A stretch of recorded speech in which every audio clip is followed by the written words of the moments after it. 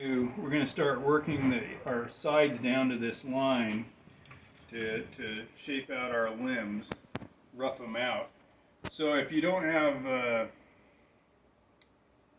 if you're going to be using a hatchet to do that, then you're going to want something on the ground so that when your hatchet hits the ground it doesn't dull your hatchet. So a piece of wood, this is a piece of plastic like cutting board. But anyway, what I do is then I come along and I start chopping down the edge. Try to do that so you can see the edge while I'm doing it. But you're just going to come in. I like to work at the bottom of my limb first. Now we're not going to, when you're doing this with a hatchet, because you don't want to go too deep into your line, I suggest chopping it down .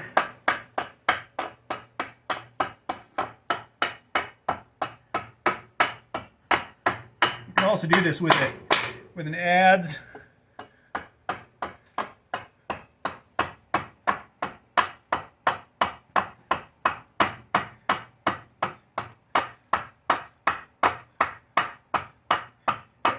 And then once we get kind of close to our lines, we don't want to go all the way to the line. Then you're going to want to go with a rasp from there and rasp this edge off, because you don't want to take one wrong swing with your hatchet and cut into your limb.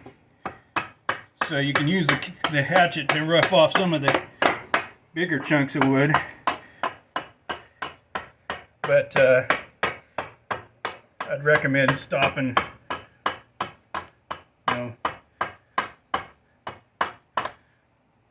So anyway, you're going to work that limb, that side like that, and then flip over, work the other side.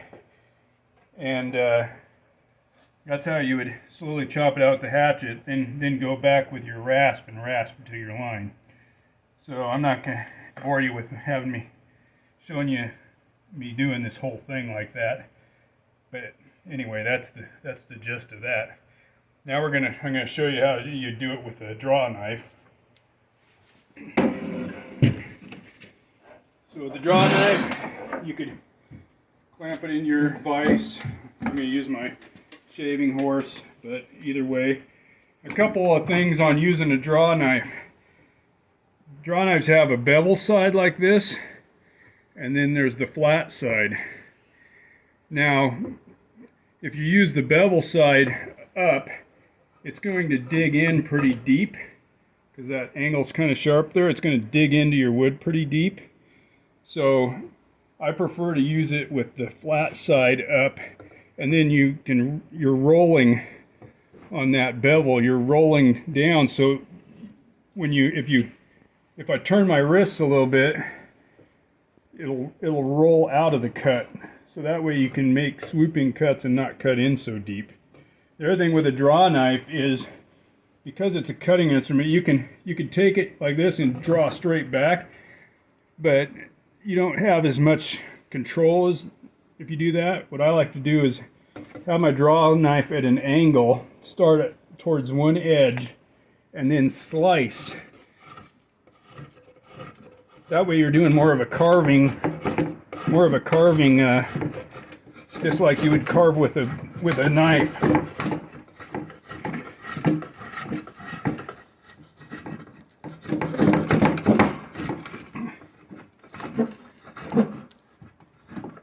And then you'll slowly keep working that back.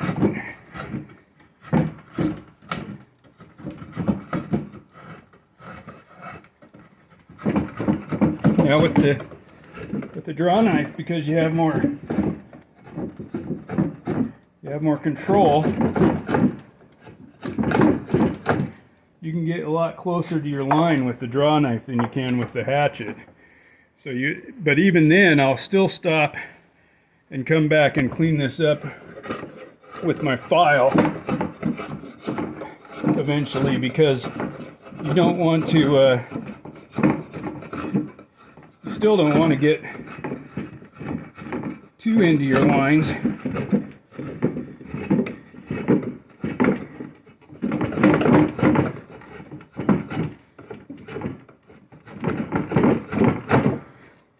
So anyway, you keep slicing that back till you're close to your line, and then come in and sand that. And I'd work my way all the way down. Now at this point I'm going to leave my handle section completely round.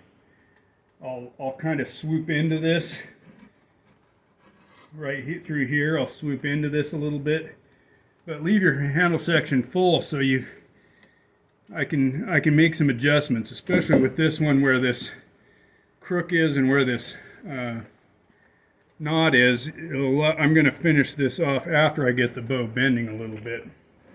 So that's how you do it with a draw knife or a hatchet. Now I want to go over and show you how you do it on a bandsaw, because there's a certain technique when you're doing it on a bandsaw. So we'll go to that next. Okay, so now I wanted to show you how to cut this out on a bandsaw. Couple things. So when you're cutting them on a bandsaw, where this line is, you want to cut down at an angle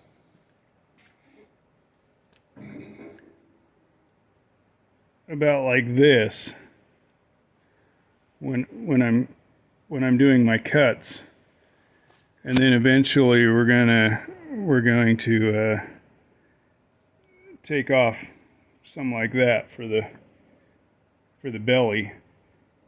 But when I cut on the bandsaw, I like to put my hand on the side of the bow with my finger running down the side, because you have to be careful about how you twist this, because if I twist over too much, I can be cutting off too much into the belly of the bow, or if I roll over this way. So you want to keep this back straight up and down.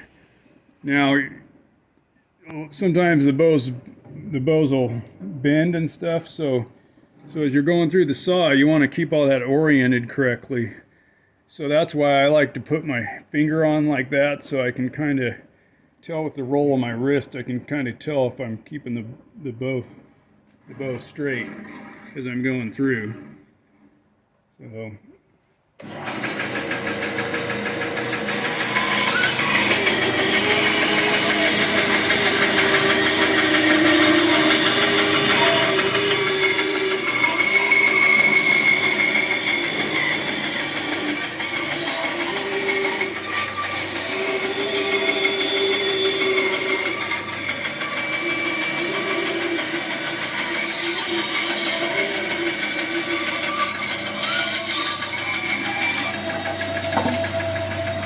So once again, I don't want to go all the way into my line. I want to go near it, but I don't want to go all the way into it.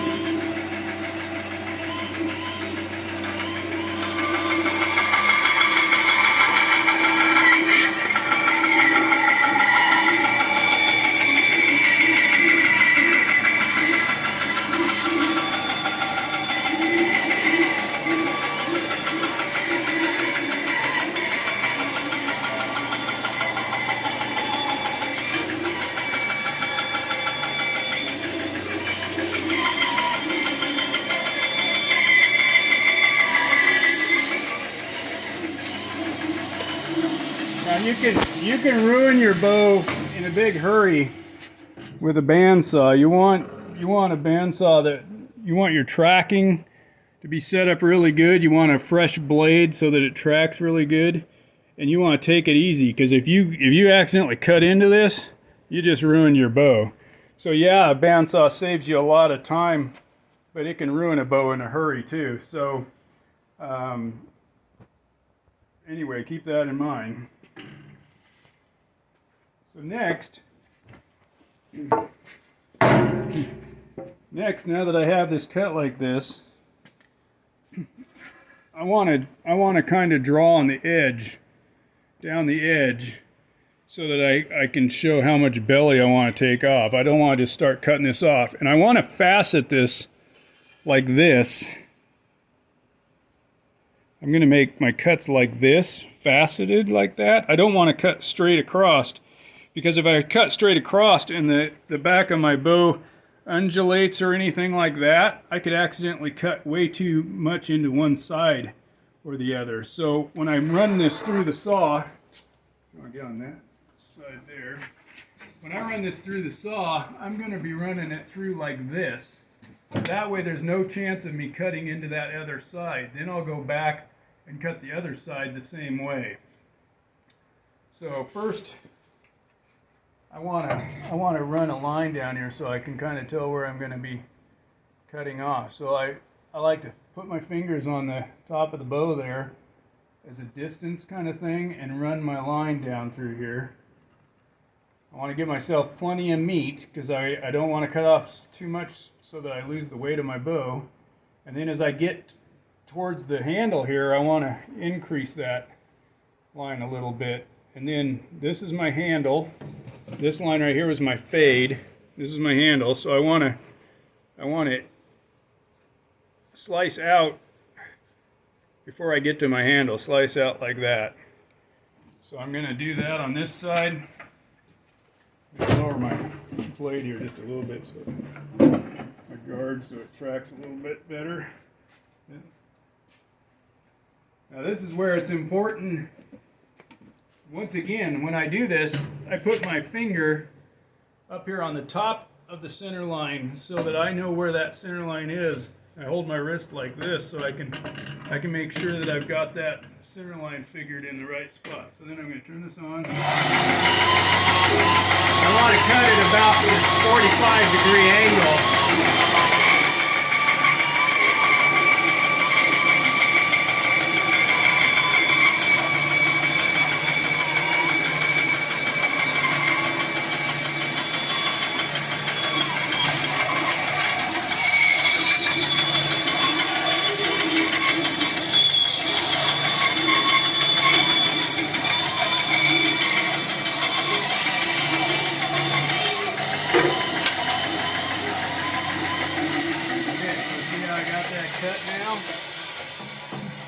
Now I'm going to do the same thing on the other side.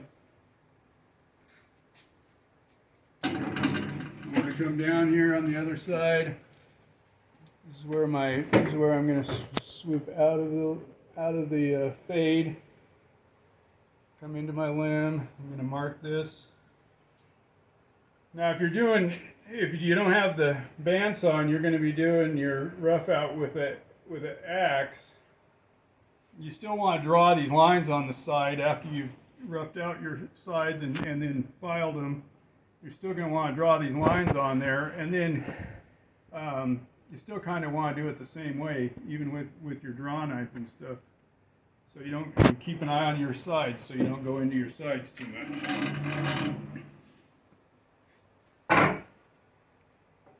Okay, now I'm going to do this other side.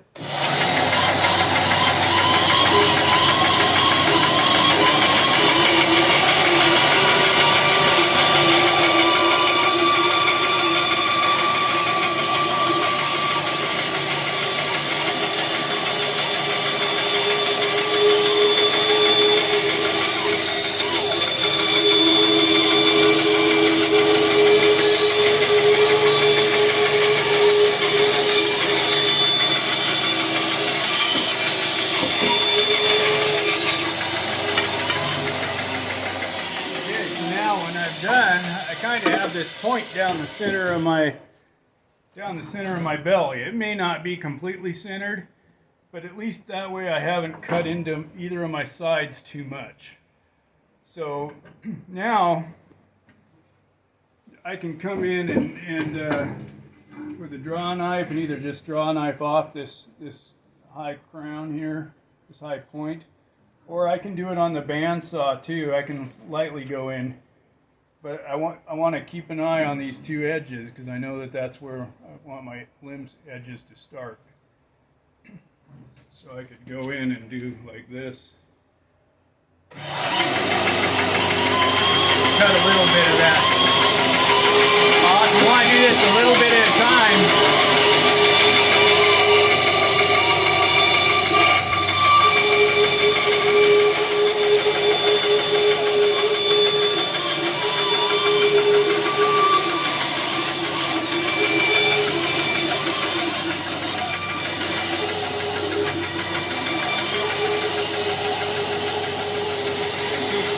keep working that down. I don't want to get too far all the way down because I don't want to make a mistake and lose too much wood in one spot. But then as soon as I get down kind of close, it'll save me a little bit of time, and I can then go to a rasp, horseshoe rasp, or a draw knife or something from there. So that's how you do it with a bandsaw. A couple things to remember: if the back of your bow has a bump in it, the belly has to have a corresponding bump. So your edges of your bow have to follow whatever the back's doing.